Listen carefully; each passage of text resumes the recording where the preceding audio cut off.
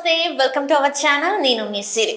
So Pushpa 2 ఎప్పుడెప్పుడు release అవుతుందా ఏంటి అని చెప్పేసి అయితే చాలా ఉత్కంఠంగా అల్లు అర్జున్ సుకుమార్ ఫ్యాన్స్ అయితే వెయిట్ చేస్తున్నారు. అండ్ ఎట్టకేళ్ళకైతే మొన్న బన్నీ బర్త్డే రోజు అయితే మనం ఫస్ట్ టీజర్ అయితే చూసాం. అండ్ ఇప్పుడు ఫస్ట్ సింగిల్ అయితే రిలీజ్ అయింది. అండ్ అది ఎలా ఉంది ఏంటి అనేది మనకి చెప్పడానికి మనతో పాటు ఉన్నారు ప్రముఖ సినీ క్రిటిక్ యజ్ఞమూర్తి గారు. నమస్కారం సార్. సార్ ఇప్పుడు చూస్తున్నట్టయితే పుష్ప 2 తగ్గేదే లేవు. ఏంటంటే ఫస్ట్ సింగిల్ అయితే రిలీజ్ అయింది. సో ఇది ఎలా ఉంది, అసలు ఏంటి, అసలు ఎలా వెళ్ళిపోతుంది అసలు చూస్తుంటే? పుష్ప కోసం, పుష్ప ది రూల్, దానికోసం అభిమానులంతా దేశవ్యాప్తంగా ఉన్నటువంటి పుష్ప అభిమానులంతా కూడా ఎంతో ఈగర్గా వెయిట్ చేస్తున్న సందర్భం ఇది. సో ఆ సినిమా నుంచి ఏ చిన్న అప్డేట్ వచ్చినా కూడా వాళ్ళకి ఒక పండగలాగా ఉంది. సో అలా ఎందుకంటే పుష్ప అలాంటి ఇంప్రెషన్ కలిగించాడు, ఇంపాక్ట్ మీరు అంటే అలాంటి ఇంపాక్ట్ కలిగించాడు. సో దాని ఫ్యాన్స్ విపరీతంగా దేశవ్యాప్తంగా, ఆ మాటకు వస్తే ప్రపంచవ్యాప్తంగా సో పుష్ప అభిమానులు ఉన్నారు.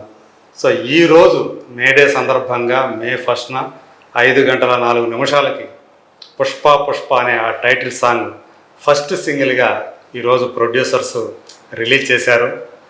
సో ఎక్స్పెక్టేషన్స్ ఎలా ఉన్నాయో దానికి ఏమాత్రం తగ్గకుండా ఇంకా అంచనాలను పెంచేటట్లు ఒక సెన్సేషన్ అన్నట్టుగా పుష్ప ఆ క్యారెక్టరైజేషన్ని ఎలివేట్ చేసే విధంగా ఉన్నటువంటి ఆ పాట ఈరోజు మన ముందుకు వచ్చింది లిరికల్ సాంగ్ రూపంలో. సో సుకుమార్ చంద్రబోస్ కాంబినేషన్ అంటే ఏంటో మనకు తెలుసు. సుకుమార్ సినిమాలకి చంద్రబోస్ ఆస్థాన గేయ రచయితగా ఉన్నారు. సో పుష్ప పాటల అది వరకు రంగస్థలం పాటలు కూడా ఆయనే రాశారు. అవి ఎంత పెద్ద హిట్ అయినాయో మనందరికీ తెలుసు. ఇప్పుడు ఈ ఫస్ట్ సింగిల్ కూడా చంద్రబోసు కలం నుంచి వస్తే నకాష్ అజీజ్, దీపక్ బ్లూ ఆ ఇద్దరు సింగర్స్ కూడా ఆ పాటని ఆలపించిన విధానం, అలాగే దేవిశ్రీ ప్రసాద్ ట్యూన్స్. సో ఆ పాటకి ఆ ఇచ్చిన లిరిక్స్ అంటే జనం అంతా కూడా ఊగిపోయే విధంగా పుష్ప ఫ్యాన్స్ అందరూ కూడా ఒక దాని ఏమంటారు విపరీతమైనటువంటి అంటే ఆ క్యారెక్టరైజేషన్ ఎలా ఉంటుంది ఆ పాట ద్వారా చెప్పే ప్రయత్నం చేశారు.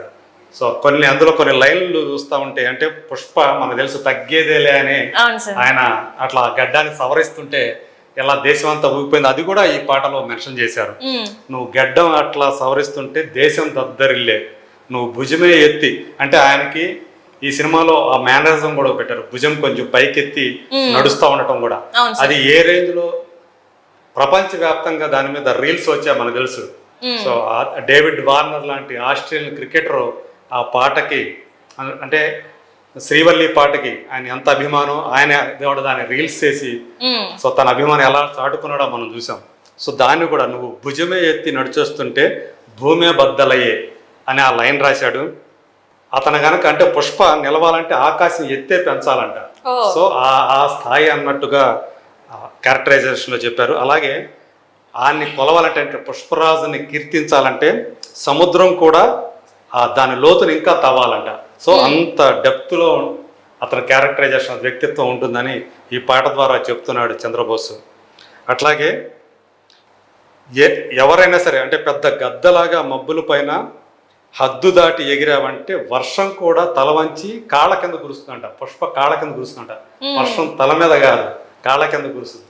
సో అలాంటి వ్యక్తిత్వం ఉన్నవాడిగా పుష్పరాజుని ఈ పాటలు అభివర్ణిస్తున్నాడు చంద్రబోసు. అట్లాగే పుష్పకి చాలా వచ్చు కానీ కొన్ని పాపం కొన్ని రావంట అంటున్నాడు. అంటే ఎలా సార్ అది ఏంటి? కొన్ని రావంటే ఆయనకు వణుకు రాదంట, ఓటమి రాదంట, అట్లాగే వెనకడుగు వేయటం రాదంట, ఆగడం ఎక్కడైనా ఆగిపోవడం అస్సలు రాదంట. అట్లాగే అంటే తన ప్లానింగ్ గురించి చెప్పారు ఇక్కడ ఈ పాటలో. అంటే అతను అంటే చాలా ఆయనకి చాలా వచ్చు కానీ కొన్ని రావు అని చెప్తూ అంటే ఓటమి అతని దగ్గరికి రాదు, అంటే ఎప్పుడు గెలవడమే. అట్లాగే దేనికి వణికిపోడు, దేనికి భయపడు అని చెప్పడం అనమాట. అలాగే దేనికి వెనకడుగు వేయడం అని చెప్పడం. ఎక్కడ కూడా ఏదన్నా దిగాడంటే ఒక పనిలో మధ్యలో ఆగడం, దాని అంతు చూసేదాకా పెడతాడని చెప్తున్నాడు. అట్లాగే అన్నీ ఉన్న పుష్ప కంట పాపం కొన్ని లేవంట అంటున్నాడు. ఏం లేవు? భయం లేదంట ఆయన, అట్లాగే బెంగ లేదంట, ఈ రెండుతో పాటు అతనికి ఎదురు తిరిగే వాళ్ళు లేరు, అతను ఏ తల పెట్టినా అతనికి తిరిగే లేదు. సో ఎక్కడ తగ్గేదేలే అని మళ్ళీ ఇక్కడ తగ్గేదే లేదు అనేది అక్కడ ఉపయోగించుకున్నాడు సాహిత్యంలో. అతను ఎవరికైనా దండం పెడితే అది దేవుడికే దండం పెడతాడట. అట్లా ఎవరికైనా సలాం కొడితే అది గురువులకే కొడతాడట. ఎవరికైనా కాళ్ళు మొక్కాడంటే అది అమ్మకే మొక్కుతాడట. సో అలా అతని వ్యక్తిత్వాన్ని చెప్తున్నాడు. అతనిది ఎప్పుడు బానిస అంటే తల దించడం తెలియదు, అందుకని తల దించినావా బానిసవి, ఎత్తినావా బాదుషావి అంటే ఇతను ఎప్పుడు తల ఎత్తే బతుకుతాడు. తల పొగరే నీ కిరీటం అయితే భూతలం అంతా నీదేరా అంటే నీకు తల పొగరు ఉంటే భూతలం భూమి మొత్తం అలాంటి వాడు పుష్పరాజు అని చెప్పేసి ఈ పాట ద్వారా చెప్తున్నాడు. ఆడు కాళ్ళ మీద కాలేసి కూర్చున్నాడంటే బండరాయి కూడా బంగారు సింహాసనం అవుతాడ. అంటే ఆల్రెడీ మనం చూసాం కదా, ఒకటి ఫస్ట్ లుక్ ఒకటి వచ్చింది, తను ఒక రాయి మీద కూర్చోవడం అదంట. అవును, అట్లాగే ఇంకేదైనా సింహాసనం అయితే ఆడికి బండరాయి కింద లెక్క అనమాట. అతని విషయంలో వాడు ఒక మాట ఇచ్చాడంటే, పుష్పరాజు కనుక మాట ఇచ్చాడంటే ఎలా ఉంటదంటే తుపాకీలోంచి తోట దూసుకెళ్ళినట్లే అంట. దూసుకెళ్ళింది మళ్ళీ వెనక్కి రాదు. అట్లా తోటలాగా మాట కూడా వెనక్కి రాదు అనమాట, తీసుకోలేడు. అలాంటి వాడు మాట ఇచ్చాడంటే. సో అట్లా ఎవడో నీకు విలువిచ్చేదేంది, ఎవడో నేను గుర్తించేదేంది అంటాడు. ఒంటి నిండా తిమ్మిరి ఉంటే నీ పేరే నీ బ్రాండు అంటున్నాడు. సో అట్లా పుష్ప ఒక బ్రాండ్ అయిపోయాడు. సో పుష్పరాజు ఒక బ్రాండ్ అయ్యాడు. సో అల్లు అర్జున్ ఆ క్యారెక్టర్ని చేసిన విధానం ఇప్పుడు పుష్ప 2 తోటి, అంటే పుష్ప ద రైట్ చూసాం, ఇప్పుడు పుష్ప ద రూల్. సో ఈ సినిమాని సుకుమార్ ఎలా తీస్తున్నాడా అంటే మొదటి సినిమాకి మించి భారీ బడ్జెట్ తోటి అన్ని రకాలుగా ఏ రకంగా చూసుకున్నా కానీ మొదటి భాగంతో పోల్చుకుంటే అన్ని విధాల భారీతనంతో అన్ని రకాలుగా నాణ్యంగా ఈ సినిమా చాలా క్వాలిటీగా తీస్తున్నాడు. అంటే ఇదివరకు కేవలం తెలుగు సినిమానే తీశాడు, ఇప్పుడు అట్లా కాదు, మొత్తం పాన్ ఇండియా ఫిలిం తీస్తున్నాడు. దేశమంతా చూసే సినిమా, ముందే ఎక్స్పెక్టేషన్స్ ఉన్న సినిమా తీస్తున్నాడు. సో చాలా బరువు ఉంటుంది, కానీ సుకుమార్కి ఎలాంటి బరువులు మోయటం చాలా సునాయాసం. సో తను ఏదైతే అనుకుంటున్నాడో ఆ విధంగా పుష్పరాజుని చెక్కుతున్నాడు. సో ఆ పాత్రలో అల్లు అర్జున్ని తీర్చిదిద్దుతున్నాడు.